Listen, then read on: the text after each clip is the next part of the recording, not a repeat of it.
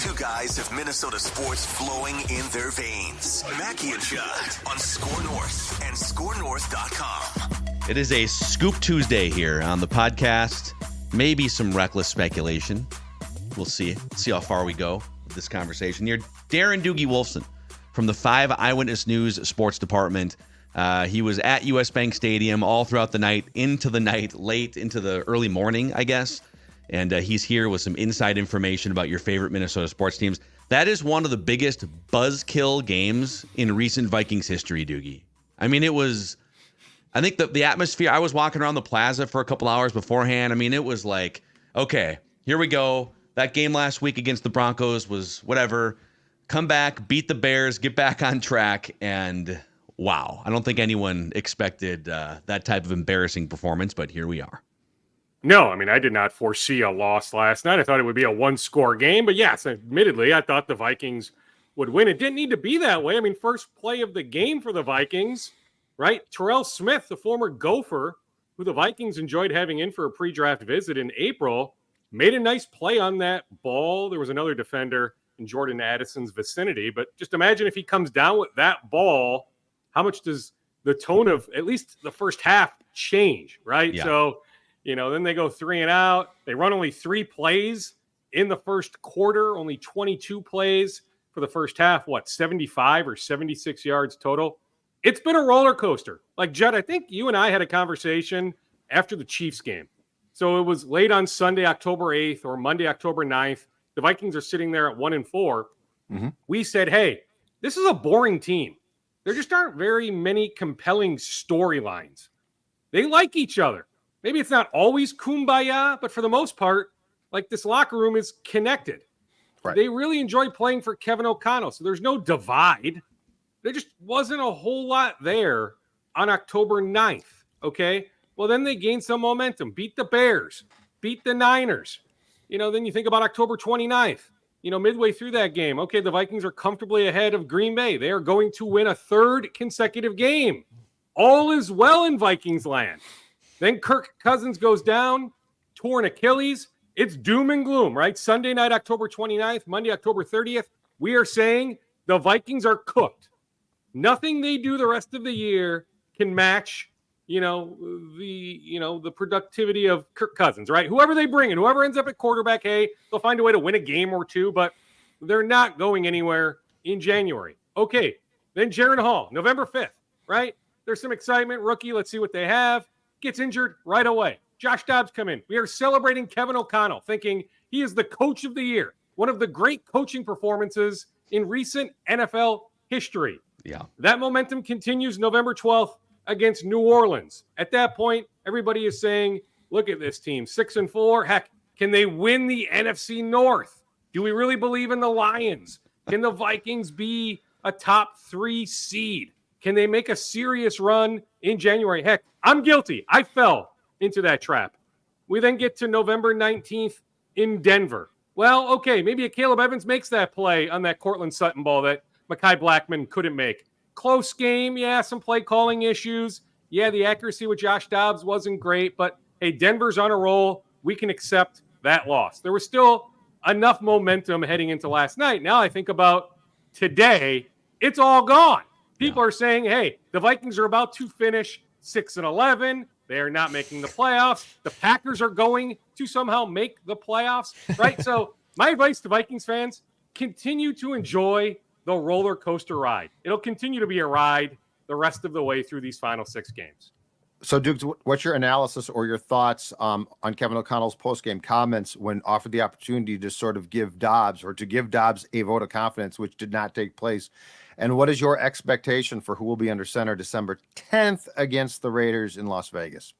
Well, I mean, I don't think they know who will be under center December 10th in Las Vegas. Those are conversations that will take place throughout the week. I would not be shocked if they go to Nick Mullens. I guess I will be shocked if it's Jaren Hall. Wouldn't be surprised, though, if they just roll back Josh Dobbs. Look at some of the play calling, keeping him in the pocket, in my opinion, far too often last night, catering the offense more to his skill set. I mean, it felt like Kevin O'Connell was calling a Kirk Cousins type game last night. And so KOC has to look at himself in the mirror and say, okay, I can be a lot better.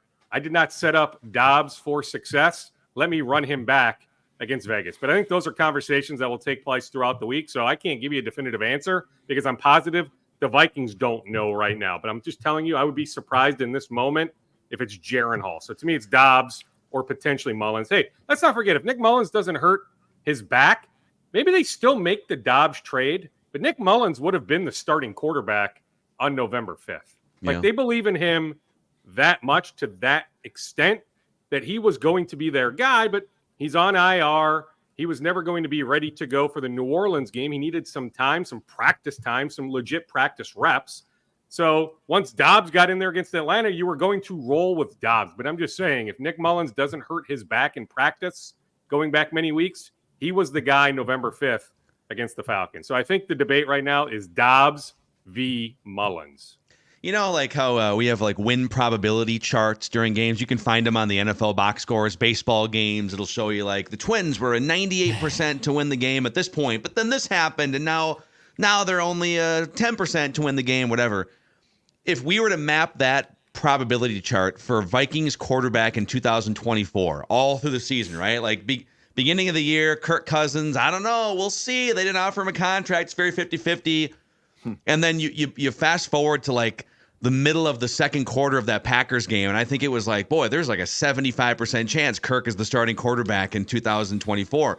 Then he blows his Achilles, and Dobbs comes in, Falcons game. Now it's like, oh man, Josh Dobbs.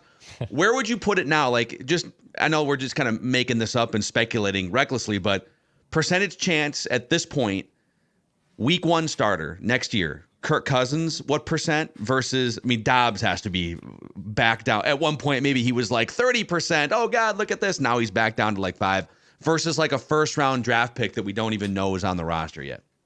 Well, I mean, I do think they will draft a quarterback high. Now, how high is that? Is that first round or soon thereafter? Remains to be seen. But just the amount of work they are doing on these draft-eligible quarterbacks, I will be very, very surprised if they don't go quarterback high. I've been saying J.J. McCarthy of Michigan for a while, but you can make a case for Bo Nix of Oregon. You can make a case for Jaden Daniels of LSU, perhaps Michael Penix Jr. of Washington. One of those guys. Figure they'll be drafting too low for Caleb Williams of USC or Drake May of North Carolina. That being said, hard to see a rookie starting week 1. So who then is the starting quarterback? I said on the morning of October 30th, hey, I think there's a stronger likelihood today than there was Sunday morning, October 29th, that Kirk Cousins is back. Just thinking the price isn't going to be what it would have been. But hey, is it still possible some team, Atlanta, someone else blows Cousins away with an offer that the Vikings won't touch? Yes, that is possible. I'm not dismissing that possibility, but I still think that there is a distinct possibility that Kirk Cousins is this team's starting quarterback week 1 of next year. I wouldn't say 0% on Josh Dobbs, but yeah, I mean, if it was 30% 2 weeks ago, it's certainly not 30% this morning. But yeah, I mean, you know, the other dynamic to all this is Mike McCartney, the agent, who represents both Cousins and Dobbs. How does he want to navigate that situation? But bottom line, I'm telling you, Phil, I will be very, very surprised if they don't go quarterback high in April. By the way, on Pro Football Focus right now, Reckless speculation. we talked about this on Purple Daily on Draft with Miles and Tyler Fornes yesterday. So PFF takes all the mocks. You can obviously go a mock right now if you want on PFF.com, which we love to do on this show. Mm-hmm. It'll take the most mocked player and the second most mocked player at pick 20 for the Vikings. The most mocked player to the Vikings at pick 20 right now is Michael Penix Jr. of Washington. I want a mock! Mock! But wait. The second most mocked player to the Vikings at pick 20 is quarterback Jaden Daniels. Reckless So quarterback in the first 2 selections. That is the most mocked option to the Vikings in PFF's mock drafts. Jaden Do you think McDaniels both those guys are interesting. getting to 20? That's my question. I think, well, Maybe not, but I think one for sure, and I get it. Teams get quarterback needy, start maneuvering. I mean, we know Williams and May are going top 5. Yeah, I do, Judd. I mean, minimum 1, but I wouldn't be shocked if both. Daniels is intriguing. Like, I feel like he was at Arizona State like 8 years ago throwing to Brandon Ayuk. He legitimately was. Yeah. Like, he's in his 5th or 6th year of college football. I just worry about the body. The legs are great. The arm strength is great. The decision-making is great. He is a great quarterback. Durability would be my concern with Jaden Daniels, but hey, he's the guy the Vikings are doing work on. I just think J.J. McCarthy, maybe it's the Jim Harbaugh, Kwesi Adolfo-Mensah connection. Maybe it's more. And I'm not like guaranteeing anything. It would be stupid to do that in late November for something that will take place in April. But I'm just saying, more than any other prospect, I would study J.J. McCarthy the most, but certainly study all those other guys. Jaden Daniels, just for fun, he is putting up like diet Joe Burrow numbers in his last year absurd, at LSU. It's not quite. I mean, Joe Burrow had one of the greatest seasons in college football history. He threw for 60 touchdowns and 6 interceptions. Jaden Daniels, with 3 games to go, has thrown for 40 touchdowns and 4 interceptions. He's probably going to get to 50 touchdown passes with 5 or fewer interceptions if he plays, because he's going to play. No, he's not playing in the conference championship game. So he'll play in a bowl game. He won't get the amount of games that Joe Burrow played in, because they went all the way to the championship. Or will he play in a bowl game? Well, I'm saying he probably won't play in a bowl game. What I'm saying is he's not going to get to Joe Burrow's numbers because he's not going to play enough games. But he is putting up some of the greatest numbers of any quarterback in college football. He is really, really good. I'm telling you, like, that body type, that would worry me. But we have seen the idea of a mobile quarterback, what a running quarterback can do with KOC, that I do think KOC is intrigued by that dimension, by that possibility, right? That Kirk obviously doesn't possess, right? So I think they're going quarterback high. I really do.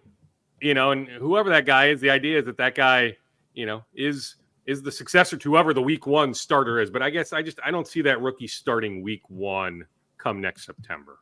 So, Doogie, I agree with your point. I do think, and we've talked about this a lot on the show, I do think that O'Connell would love to have a quarterback who can use his legs as well. But I guess that's where last night confuses me. And I don't understand it. And I know it's one game. But I don't understand, if you want a quarterback who can use his legs, and you've got a guy in Dobbs who that is his skill set. Like he's not this, multi-dimensional threat of he can throw really well and he can run really well and he can. So what Dobbs is. It's no surprise that the car was driven off the lot long ago and we've seen it.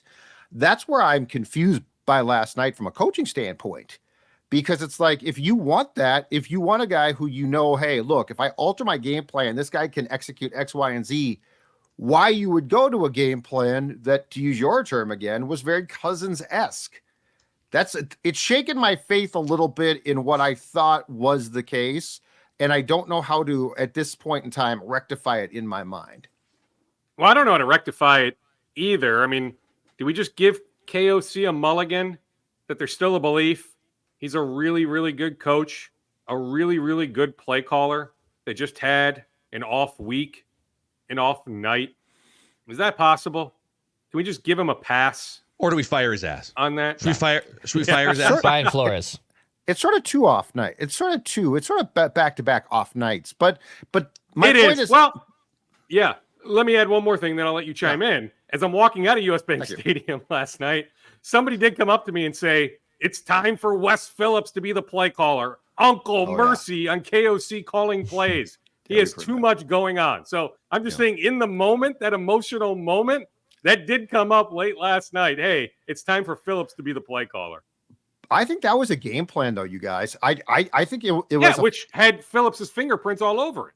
Yeah. So, and I'm not saying so. This conversation is not being had to say KOC sucks at play calling. I'm saying it's shaken my faith in what he wants. Like, he literally tried to turn a running quarterback into a pocket passer. And, hell, from the Falcons game, and I know Dobbs was new, Falcons game, the Saints game, I'm like, this is what he can do with a potentially or a mobile QB. So I'm more of a crisis of what KOC wants than I think he's not a good play caller. I want a mock. Let's do it. I'm on tankathon.com right now. They have an updated mock draft. updated mock draft from this weekend's college football games, okay? Love it. So let's just go through this. I don't know if this draft order might not be 100% updated from the Monday night game, but bear with me. Number 1 to the Chicago Bears via the Carolina Panthers, Caleb Williams. Number 2 to the Arizona Cardinals, Marvin Harrison Jr. Number 3 to the Patriots, Drake May. I'm going to skip around. Offensive lineman run here. Bears take the offensive tackle from Penn State. Joe Alt, the offensive tackle from Notre Dame, Washington. Yada, yada, yada. Joe Alt. Yeah. Yeah. John's and then Jaden Daniels goes 7th to the Buccaneers as the 3rd quarterback off the board. I think that makes sense. Like, this is a really good quarterback class. I'm not saying that Jaden Daniels is going to be the 3rd quarterback, but 3 quarterbacks in the first 7 picks feels about right. Well, in Tampa, taking a quarterback feels right. Yes. Yep. Okay, then we got to go down here. We got some receivers, some edge rushers. We get down to the Minnesota Vikings at pick number 20, according to tankathon.com, where they take the 4th quarterback off the board, Michael Penix Jr. I want a mock. 2 picks ahead of the Seahawks, who take J.J. McCarthy at 22. So 5 quarterbacks, first 22 picks, Vikings landing Michael Penix. Yeah, I mean, Sign me up. if it's Penix, Sign me up. if it's Nix, I think it's going to be one of those guys. I'm just saying right now, in this moment, I think do the most homework on McCarthy, but I'm not making any sort of 100% bold statement. I hope the aggregators don't jump all over this. Hey, Doogie saying the Vikings are taking J.J. McCarthy. I have no idea who the I'm texting Vikings it are out right taking. now. Do it. Put it out. I'm just saying School. they have done. I know this for a fact. You can report this if you want.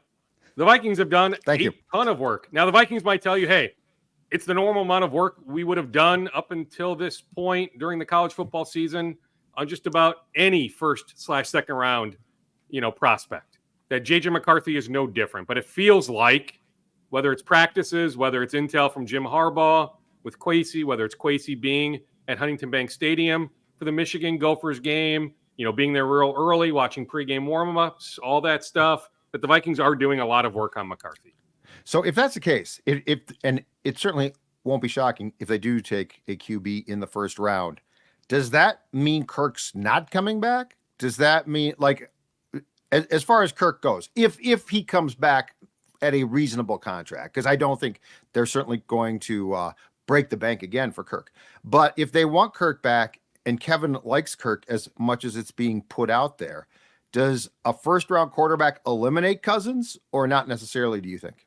I don't think it does. I really don't.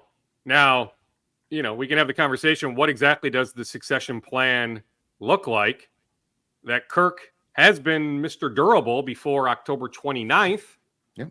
That, hey, he'll be healthy, right? Like, you can make a compelling case. He's not going to get hurt again in 2024, even though I know there's evidence to suggest once you tear your Achilles once, are you more susceptible to another Achilles tear, other Achilles, there's some data behind something like that, but you can make a case. Hey, he's been durable so often that he'll be durable in 2024. He's going to play well enough that you're not going to pull the rug out from underneath him at any point. So you see the quarterback for all of 24, then what's the plan heading into 25? You've got this rookie quarterback. Okay, you've got the 5th-year option, but at some point you want to play him. So I get all those questions. But I'm just saying, yeah, they're not going to break the bank. So if some team in Atlanta, somebody else wants to break the bank on Cousins, he's gone. I'm just thinking with the Achilles injury that the number comes down, that there is a more likely scenario now than there was Sunday morning, October 29th, that Cousins is back. But what exactly that succession plan looks like, that I'm not entirely sure. And clearly Kirk, right, and I'm not sure if he is or not, would have to be on board with them going quarterback high. That's what's tough about with this. Accepting something like that. That's what's tough about this, because he probably wants to make a decision if teams will be open to. He certainly can't pass a full physical in March with a torn Achilles. Would or could a team sign him 1st or 2nd wave of free agency in March? Because if the problem is if he waits till July or August, most of the cap space is already going to be, teams leave some cap space available, but he's not going to get the chunk of money that he'd have to sign early on to get that chunk. Two months, 6 weeks before the draft. So that's the tough part with the Vikings. Let's say the Vikings say, hey, we'd love to bring you back. we don't know what we're going to do in the draft. If Michael Penix falls to us, we're taking Michael Penix. You can still start the season in week 1, Kirk, but if I'm Kirk, I'm going to want to know, and we know he's a shrewd negotiator, right? Isn't he going to want to know, I'm only signing here for multiple years if you won't draft a quarterback in 6 weeks from now, if we're talking about March? Like, it's a really complicated timeline.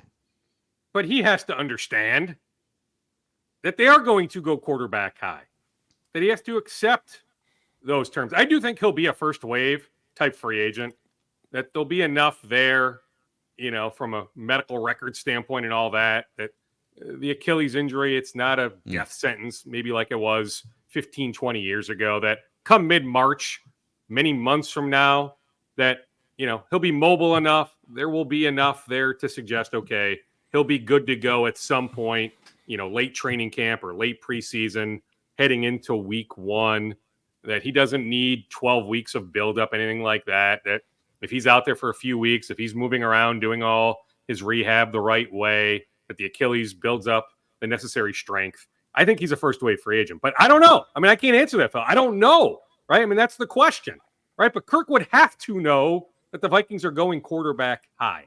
Yeah. So the question is he willing to accept that? And, yeah, I mean, that remains to be seen. So speculative. Yeah, well, I mean, it is. It's speculative because I don't know. Heck, I don't know if Kirk really knows the true answer to that question. But I'm just saying he has to be well aware that the Vikings are thinking of going quarterback high. Yeah. He has certainly never had his replacement behind him as an immediate successor in his career. He came here, or his career, and for the most part, the Vikings have acquiesced to him by bringing in his friends, who he sees as pseudo quarterback coaches, to back him up. Yeah, Sean Mannion. It's a big question. Mullens is kind of the same thing. Before we dive deeper into Doogie's scoop bag here, let's say you're on the injured list here. Right? You're on injured reserve, whether it's an Achilles or whether it's a knee, whatever it may be. Summit Orthopedics is here to help you guys. No referrals are needed at Summit Orthopedics. They offer same-day appointments. If you're really hurting, they also offer walk-in orthopedic urgent care 7 days a week starting at 8 a.m. 25 locations in the Twin Cities and greater Minnesota. And you can learn more at summitortho.com. That's summitortho.com.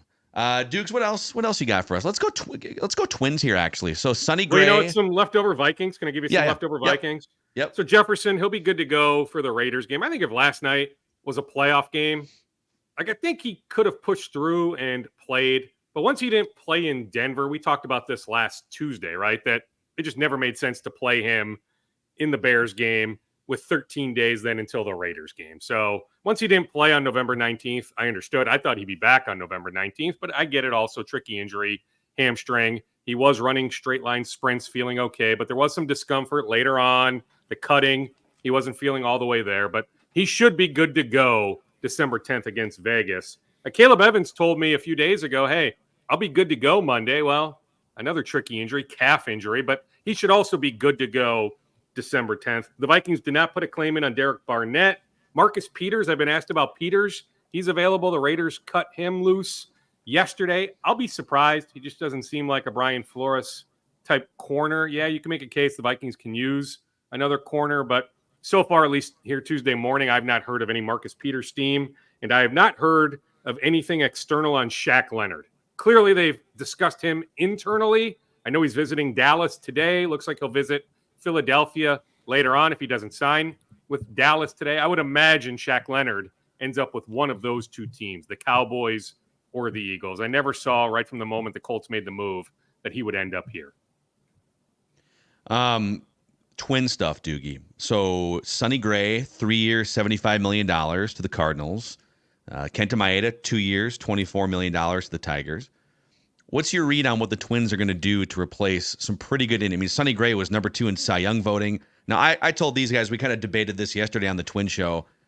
I don't love paying for the best year of a pitcher's career, which you could argue that it was for Sonny Gray last year. Maybe there was one with the A's like 9 years ago. I don't love paying for that best season at age 34 and expecting him to repeat it for the next 2 or 3 years. So I'm actually okay not giving Sonny Gray that contract, but I'd like to know it can't just be, Chris Paddock's coming in here off surgery and he's going to replace 184 great innings from Sonny Gray. Do you have any read on what the Twins might be up to here the next few weeks? Sure. on Sonny, I would have felt comfortable doing that contract the Cardinals did. Just a really good athlete. I think his stuff will play ages 35 and 36 seasons. I really do. And so I would have bet on him, but I understand the Twins not doing that. Like, my understanding is the Twins would not have done that Cardinals contract, which includes a $5 million buyout in 2027 or like a $30 million team option. But minimum, Gray guaranteed $5 million from St. Louis year 4 from now. So the Twins were not willing to do all of that, but clearly there was some interest in retaining him. On Kenta Maeda, the Twins were never going to 2 years. So they were willing to do 1. They were told by Kenta's representation early in the process, hey, there's a 2-year deal out there for Kenta. So if you want him, you need to offer 2. The Twins were not willing to offer him 2 years. So yeah, now the question is, what do the Twins do? My understanding is they have at least planted a seed, probably like 10 other teams, but with the Milwaukee Brewers on Corbin Burnes. Now, is there a logical match? Can they trump what another team offers? Heck, do the Brewers even trade Corbin Burnes right now versus in July? Heck, do they even trade him? Could the Brewers sign Burnes to an extension? But Corbin Burnes, my understanding is one pitcher on the Twins' radar. I was told that they had, at least at one point, some trade discussions with Tampa about Manuel Margot when thinking about adding a righty bat in the outfield. So I'm just thinking maybe put this under the reckless speculation umbrella, even though it's Tuesday. But do you ask about Tyler Glass now? Like, if you're talking to Tampa, talking trade, to me. I think you need to bring up the name Glass now. I just think, just based on some correspondence with some agents, that it's been just about crickets, Twins and free agency. Yeah. That they've been working on trade possibilities going back weeks. So I would just think, whoever the replacement is, it's going to be a trade. I also think they signed somebody, but whoever they sign, it might be, a 4th, 5th type starter. Maybe it's a minor league deal with an invite to spring training, right? Big league spring training. I think the big pitching move, which they're working on, is a trade versus signing a free agent. But could they sign somebody like Frankie Montes, somebody like that? Sure. But I don't think that is going to be the big move. And hey, they put the claim in on Lucas Giolito back in the summer. But Phil, he's going to get paid. There's talk of Giolito getting $465, $470. What? The Twins are not doing that on Giolito. Wow. Okay, all right. That's where I draw the line. Serious? 1 year flyer, I might be in, but no. He's going to get more than that. He is. As far as the potential trade goes, for a Burnes type of pitcher, what do you sense the return would be from the Twins' end then? Because obviously that's not going to be cheap. So, who do you sense would go in a trade like that? It'd be 1 year of Burnes, right? Right. Yeah. Jorge Polanco plus how many prospects? It's Polanco plus a lot. So that's what I'm saying. What's the a lot? Now, remember, there is a club option for Polanco on 25. So the Brewers can have Polanco for 24 and 25. But it's still Polanco plus a lot more. I'm not talking prospects 20 and 25 on the Twins, Baseball America list. We're talking 1 or 2 guys in the top 10 to 12, right? So, we could speculate on some names. I don't think it's going to be Brooks Lee or the outfielder Rodriguez, who were just added to the 40-man, right? But it would be, and it's not going to be Jenkins, right? But I guess start looking at some of the other prospects, right? And probably grab 2 of those guys from the top 10 to 12. It's that sort of package. Polanco plus a lot if you have any prayer of landing Corbin Burnes. Yeah. Let's go rapid fire scoops here, Dukes. What else do you have in your scoop bag today for us? Well, continuing the Twins theme, they have not had any talks about re-signing Emilio Pagan. They have had some dialogue about re-signing Donovan Solano, but they told Donovan, hey, you're not any sort of priority right now. We'll circle back to you in many weeks. If there's something out there for you, hey, breaking up. By all means, we loved having you in 23, but you Listen, move on. But it's not you, it's there's me. A little bit I just need to explore myself, just need to figure out my life a little bit. Yeah. It was fun. Correct. See where things are at after the holidays, Donnie. On the Wolves, Jordan McLaughlin in a contract year has changed representation. I'm told he hired one of the big agencies. I can nail that down in the coming days, but He has moved on from his agent Mitchell Butler, moving on to new representation. Oklahoma City at Target Center tonight. Chet Holmgren, the Minneapolis native, Minnehaha Academy, making his NBA debut here in the Twin Cities, his hometown. He will have over 100 family and friends at Free the game. Jaden McDaniels is still at least 7 to 10 to 14 days away. Like, he's not coming back this week. On McLaughlin, he's still a few weeks away, but both guys ramping up activity. But don't look for Jaden McDaniels or Jordan McLaughlin back on the court, at least in a game this week. On the Gopher football team, they have not inquired yet about Jalen Travis. That's Reed Travis's younger brother. Princeton offensive lineman, played at De La Salle High School. Penn State has, Duke has, West Virginia has, South Carolina has, but so far the Gophers have not. On the quarterback from New Hampshire, I didn't write down his name, but the Gophers offered a transfer quarterback who's in the portal. He played for New Hampshire. My understanding is the Gophers are looking to create competition for Ethan Kaliak-Manis. They are not looking to outright replace him. You can make a case they should, but they are looking to create competition come spring ball. The disgust on Judd's face right now. New Hampshire, you need to bring in. There are quarterbacks floating Judd, around now. I get it. If you were Brad Johnson's kid, if you are the Utah quarterbacks in the portal, why would you come here? Because I'm going to pay you a lot of money. With what? Where's that money coming from? Where's the money? I told you guys, I find ways. Okay. You've got more television income than They anybody. haven't found ways. The Other television schools aren't money has cheating. nothing to do with NIL, though. That's the problem. Oh, I understand that. I'm not concerned about that. No, but they don't they don't have an NIL fund of note. Like, that's the problem. Right. No, what I've talked about for a long time is you make more. All these schools have TV cash coming in left and right.